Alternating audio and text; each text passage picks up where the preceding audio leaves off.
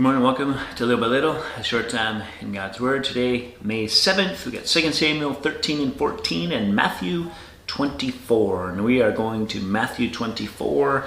It's part of a great teaching that Jesus is giving in chapter 24 and chapter 25 about the end of the age. Because the disciples ask in verse 3, "Tell us, when will these things happen? What is the sign of your coming and of the end of the age?" Right? That's the setup. So the things that Jesus talks about in the rest of this chapter, into chapter 25, are about the sign of his coming and the end of the age. We don't have to over symbolize it, right? It means when you're coming back, when will things end? And so he begins to talk about it. And he starts with, hey, be careful that no one deceives you. And you're going to hear people say, "I'm the Messiah," and you're going to hear of wars and rumors, but don't be alarmed. These things have to happen. That's not the end. Nation against nation, kingdom against kingdom, famines, earthquakes. These are but the beginning of birth pains. Now, depending on your perspective, you could look now back through 2,000 years of history and see that's what's been going on. Wars and rumors of wars and kingdoms and nations against nations and kingdoms and all famines and earthquakes. The beginning of birth pains. What does that all mean? Or labor pains. Well, when they come, right, they're going to keep coming and they're going to be regular. And then the closer you get to the birth, right, they come in more intensely and closer together.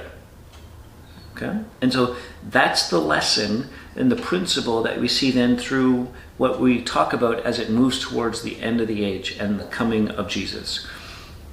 Earthquakes continue in various places, famines, nations against nations, kingdom against kingdoms. These things will increase in intensity and kind of in coordination with intensity is how often, right? And they're going to continue.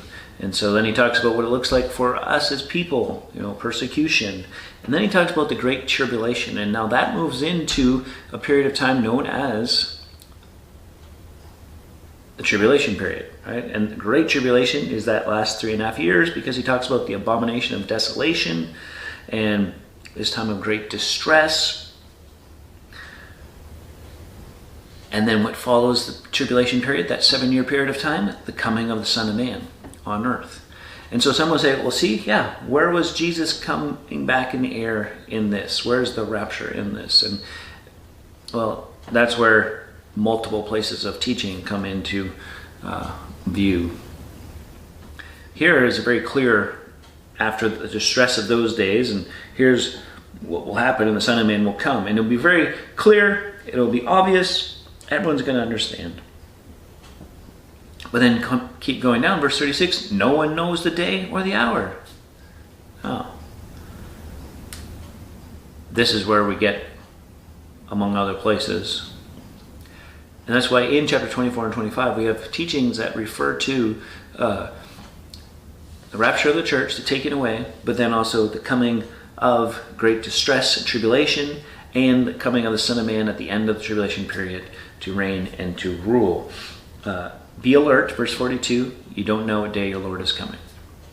If you go back and you go, well, the coming of the Son of Man is here, well, we can kind of know, right?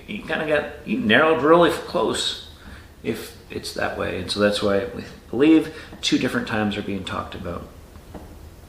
What does it all mean? What is that supposed to look like in and for us?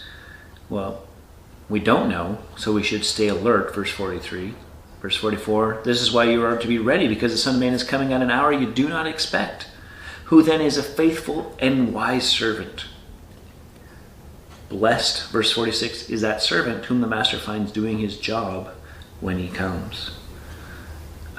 We're to be about the Lord's business, right? The coming of the Lord isn't an excuse for us to just sit back and go, well, this world's going to pot, so it doesn't matter. Just wait for Jesus to come back. Jesus is coming back. We need to be found faithful and to be doing those things that he calls us to do. And a proper understanding of God's word leads us to do more, not less. Till next time, keep growing little by little.